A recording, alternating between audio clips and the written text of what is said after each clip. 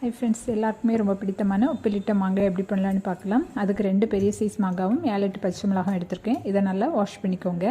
கழுவுன மாங்காயை கொஞ்சம் ஈரம் இல்லாமல் ஒரு டிஷ்யூ வச்சோ இல்லைன்னா ஒரு துணி வச்சோ நல்லா தொடச்சிக்கோங்க. அதே மாதிரி பச்சை மிளகாயிலையும் கொஞ்சம் ஈரம் இருக்கக்கூடாது, அதையும் தொடச்சி எடுத்துக்கோங்க. மாங்காவை தோலோடு இந்த மாதிரி கட் பண்ணிக்கோங்க. பச்சை மிளகாவையும் இந்த மாதிரி கீரி எடுத்துக்கோங்க. ஃபுல்லாக கீரை வேண்டாம், கீழே வரைக்கும் இந்த மாதிரி கீரிக்கோங்க. ஒரு கடாயில் 3 டேபிள் ஸ்பூன் கல்லுப்பு எடுத்துக்கோங்க. இது கூடவே 4 கப் தண்ணி சேர்த்துக்கோங்க. ஸ்டவ் ஆன் பண்ணிவிட்டு தண்ணியை நல்லா கொதிக்க விட்டுருங்க.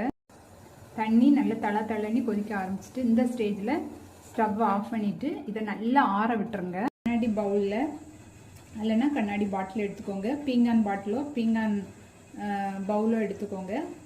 பாத்திரங்கள் எடுக்காதீங்க. ஃபஸ்ட்டு கீரி வச்சுருக்கிற பச்சை மிளகாய் சேர்த்துக்கோங்க. கட் பண்ணி வச்சுருக்கிற மாங்காயை சேர்த்துக்கோங்க. தண்ணி நல்லா ஆறிட்டு இந்த தண்ணி தான் சேர்த்துக்கணும், அது சேர்த்துக்கோங்க. மாங்காய் ஃபுல்லாக நல்லா முங்குற அளவுக்கு தண்ணியை சேர்த்துக்கோங்க. முன்னாடி பவுல் வந்து கொஞ்சம் கூட ஈரம் இருக்கக்கூடாது. நல்லா தொடச்சிட்டு வெயிலில் காய வச்சுட்டு யூஸ் பண்ணிக்கோங்க. இது இன்றைக்கே உடனே சாப்பிட நல்லா இருக்காது, நாளைக்கு சாப்பிட நல்லாயிருக்கும். நல்லா ஊறி சாப்பிட நல்லாயிருக்கும். இந்த வீடியோ உங்களுக்கு பிடிச்சா லைக் பண்ணி சப்ஸ்கிரைப் பண்ண மறக்காதீங்க. தேங்க்ஸ் ஃபார் வாட்சிங்.